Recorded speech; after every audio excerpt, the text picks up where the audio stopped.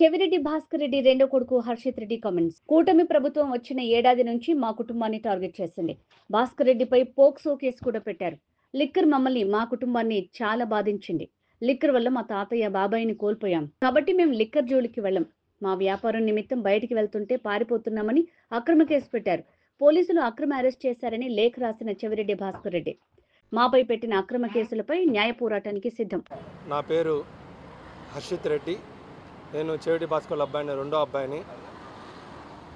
గత సంవత్సర కాలంగా ఈ కూటమి ప్రభుత్వం అధికారంలో వచ్చిన తర్వాత మా కుటుంబాన్ని ఏ విధంగా ఇబ్బందులకు గురి చేయాలో అన్ని రకాలుగా ఈరోజు ప్రయత్నించడం జరుగుతుంది. సుమారు గత సంవత్సరం నుంచి మొట్టమొదట మా అన్నగారు చెవిరెడ్డి మోహిత్ రెడ్డి గారు ఒక చిన్న వాళ్ళ ఫ్యామిలీ ఫంక్షన్స్కి వెళ్ళేప్పుడు బెంగళూరు ఎయిర్పోర్ట్లో కనీసం ఏ నోటీసు లేకుండా ఆ రోజున లుకౌట్ నోటీస్ పెట్టి అటెంప్ట్ టు మర్డర్ కేసులో పెట్టించి ఆ రోజున చేయడం జరిగింది. కానీ దాంట్లో ఎలాంటి బేస్ లేదని తెలిసి అదే రోజున పోలీస్ వాళ్ళు 41 నోటీస్ ఇచ్చి విడుదల చేయడం జరిగింది. అదే కొన్ని రోజుల ముందు నాన్నగారి పైన ఒక ఫోక్సో కేసు పెట్టడం జరిగింది. ఏదో మాకు ఆ నియోజకవర్గంలో ఒక అమ్మాయి పైన ఈ విధంగా జరిగితే నాన్నగారిపై కనీసం పరామర్శించిన దానికి ఆ రోజున నాన్నగారి పైన ఫోక్సో కేసు పెట్టి ఆ రోజున ఆ బాలిక తండ్రే చెవిరెడ్డి భాస్కర్ మమ్మల్ని పరామర్శించడానికి వచ్చారు. ఆయనదేం తప్పులేదంటే ఆ రోజు కూడా పోలీస్ వాళ్ళు ఆ రోజు కూడా కొట్టేయడం జరిగింది. ఏదైతే మేము సెంటిమెంట్గా భావిస్తామో లిక్కర్ అనేది మా కుటుంబాన్ని ఎంతో ఇబ్బంది పెట్టిందనేసి సుమారు మా బాబాయ్, మా తాతగారు ఇద్దరు కూడా దానివల్ల కాలం చెందారు. కాబట్టి మేము దాన్ని సెంటిమెంట్గా భావించి దాని జోలికి కూడా మేము ఎప్పుడు వెళ్ళాం. సుమారు మా నాన్నగారు 2001లో జెడ్పీటీసీగా పోటీ చేసినప్పుడు కాడి నుంచి మొన్నటి ఒంగోలు పోటీ చేసినప్పటి వరకు ఏ రోజునూ మేము లిక్కర్ అనేది మేము ఎప్పుడూ పంచింది లేదు, దాని జోలికి వెళ్ళింది లేదు. కాబట్టి అంత పవిత్రంగా మేము ఉండేప్పటికీ ఈ రోజున అదే లిక్కర్ కేసులో మేమేదో ట్రాన్స్పోర్ట్ చేసామని చెప్పేసి ఈ రోజున ఫాల్స్ కేసు పెట్టడం జరిగింది. ఖచ్చితంగా మాకు నమ్మకం ఉంది న్యాయస్థానాలపైన. మేము ఖచ్చితంగా ఇవన్నీ కూడా మేము ఎదుర్కొంటాం. ఖచ్చితంగా ఏ విధంగా అయితే చట్టపరంగా ఉంటుందో ఖచ్చితంగా మేము చూసుకుంటామని తెలియజేసుకుంటున్నాం. అదేవిధంగా ఈరోజు చెప్తున్నారు మేము ఎక్కడికి పారిపోతున్నాం అనేసి. ఈరోజు నేను చెప్తున్నాను, మేము గత రోజులుగా మేము మాకు సంబంధించినటువంటి గన్మ్యాన్లు కానీ, డ్రైవర్లు కానీ, పిఏలు కానీ ఎవరైతే ఎంక్వైరీ అని పేరు చెప్పి ఈ రోజున వాళ్ళందరినీ కూడా బలవంతంగా ఈ రోజున స్టేట్మెంట్ తీసుకొని ఇబ్బంది పెడుతున్నారు. ఆ రోజే నాన్నగారు ప్రెస్ మీట్ పెట్టడం జరిగింది. నేను ఎక్కడికి వెళ్ళిపోను, ఖచ్చితంగా నేను తిరుపతిలోనే ఉంటాము. మీకు ఏదన్నా ఎంక్వైరీ కావాల్సి వస్తే నేనే వస్తాను ఎంక్వైరీకి అని చెప్పడం జరిగింది. మొన్నటికి మొన్న జగనన్న పొదిలో వచ్చినప్పుడు కూడా నాన్నగారు అక్కడే ఉన్నారు. దాని తర్వాత రోజు కూడా ఏ విధంగా అయితే మన కార్యకర్తలు ఇబ్బంది పెట్టినప్పుడు పొదిలి స్టేషన్స్ ముందు నాన్నగారు అక్కడ పోయిన సంఘటన కూడా మీ అందరికీ తెలిసిందే. ఈ రోజున ఏదో మా వ్యాపార నిత్య మేము బయటకు పోతున్నప్పుడు ఈ రోజున ఏదో మేము పారిపోతున్నాం అనేసి ఈరోజు చెప్పడం కరెక్ట్ కాదు. మేము ఎక్కడికి పారిపోయే రకాలం కాదు. ఏదున్నా మేము న్యాయపరంగా మేము తేల్చుకుంటాం. ఏ విధంగా అయితే మా పైన ఈ అక్రమ కేసులు పెట్టారో ఖచ్చితంగా ఈ కేసులన్నింటిని కూడా మేము ఎదుర్కొంటాం.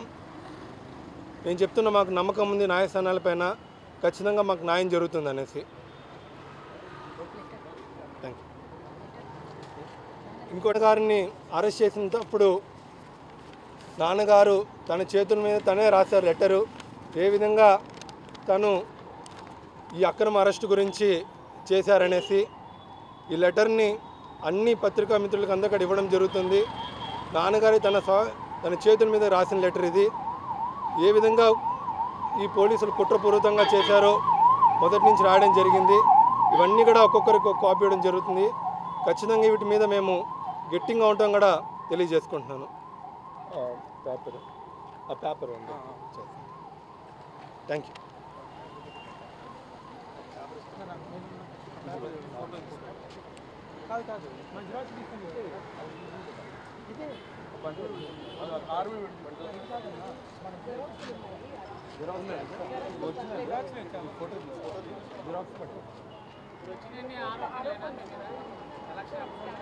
అన్ని ఆరోపణలే అండి, మా పైన వచ్చినటువంటి ఆరోపణలే అండి.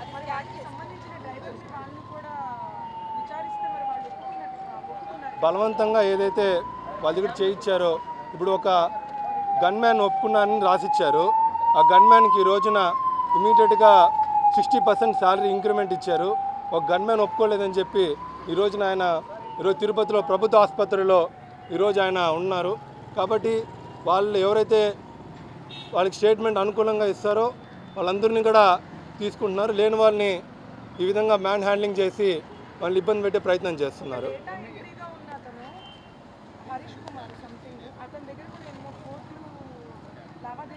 లేదండి, మాకు లేదు. హరీష్ కుమార్ ఎవరో కూడా మాకు తెలీదు, అతని పేరు కూడా మాకు తెలీదు.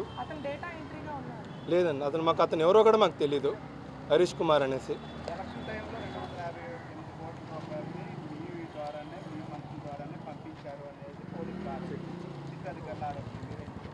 లేదండి, మేము ఎక్కడా కానీ ఒక్క రూపాయి కూడా మేము చెప్తున్నాం. లిక్కర్ విషయంలో ఇలాంటి విషయంలో మేము అవినీతులు చేస్తున్నంటే ఖచ్చితంగా మేము సిద్ధంగా ఉన్నాం. ఎక్కడ ఒక్క శాతం కూడా మేము ఎక్కడ పాల్పడలేదు. అలాంటిది ఏమైనా ఉంటే కూడా మేము చట్టంతో మేము చూస్తాం. ఖచ్చితంగా చట్టపరంగా మేము పోరాడతాం. అవునండి, మేము లీగల్గా వెళ్తున్నాం. ఆల్రెడీ లాయర్స్ని కూడా మేము మాట్లాడున్నాం. మా పక్కన ఏవైతే డాక్యుమెంటరీస్ ఉన్నాయో, మేము ఏ విధంగా అయితే మా న్యాయపరంగా ఉన్నాయో అవన్నీ కూడా మేము కోర్టుకి సమర్పిస్తున్నాం. అన్నీ కూడా ఒకటండి, లుకౌట్ నోటీస్ అనేది ఎప్పుడన్నా ఎఫ్ఐఆర్లో పేరు పెట్టిన తర్వాత లుకౌట్ నోటీస్ ఇస్తారు. నా నాన్నగారు పొద్దున బెంగళూరు ఎయిర్పోర్ట్కి 8 గంటలకు వెళ్తే ఈవినింగ్ 4:30కి నాన్న పేరు మీద ఎఫ్ఐఆర్ చేయడం, దీని పేరు ఇంక్లూడ్ చేయడం జరిగింది. అసలు కనీసం ఒక లెటర్ కూడా లేకుండా అసలు లుకౌట్ నోటీస్ పెట్టడం అనేది అసలు ఆశ్చర్యంగా మేము అనుకుంటున్నాం. మాకు ఎలాంటి ఇంటిమేషన్ లేదు. మేమే చెప్పాం, మాకు నోటీస్ ఇస్తే మేము సిట్ ఆఫీస్ ముందర వచ్చి కూర్చుంటాను, దానికి సంబంధించినట్టు నేనే ఎంక్వైరీకి హాజరవుతాను ఆ నాన్నగారు చెప్పడం జరిగింది. అప్పుడు కూడా ఏమీ స్పందించకుండా ఏదైతే మా వ్యాపారాలు నిత్యం మేము పోయినప్పుడు బయటికి అదేదో మేము పారిపోతున్నాం అని చెప్పేసి చేయడం దుర్మార్గం.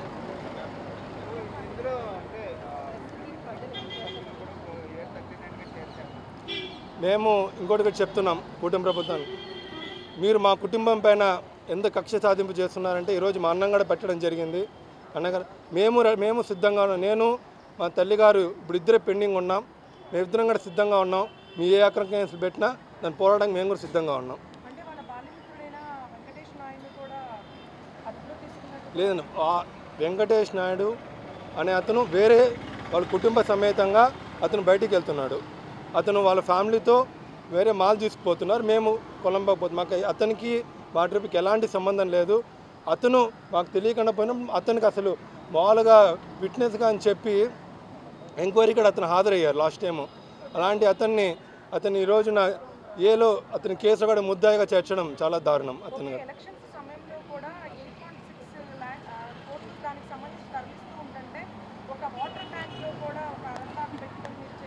మాకు అసలు అక్కడ ఏం జరిగిందో మాకు తెలీదు. ఆ 8 కోట్లు ఎవరిదో మాకు తెలీదు. దానికి సంబంధం కూడా మాకు లేదు. మేము అప్పుడు నాన్నగారు ఒంగోలులో ఉన్నారు, మేము మా చంద్రగిరిలో మేము ఉన్నాము మా ఎలక్షన్ క్యాంపెయినింగ్ అప్పుడు.